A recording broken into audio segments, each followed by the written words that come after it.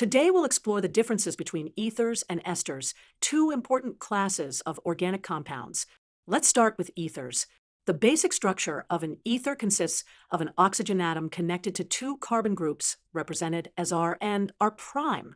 The general formula is ROR prime, where R and R prime can be the same or different alkyl groups. Now, let's look at esters. Esters have a more complex structure, featuring a carbonyl group that's a carbon double bonded to oxygen, adjacent to an ether linkage. The general formula is R solar prime. Let's look at some common examples. Here's diethyl ether, a common anesthetic, and here's ethyl acetate, commonly used in nail polish removers. Let's summarize the key differences.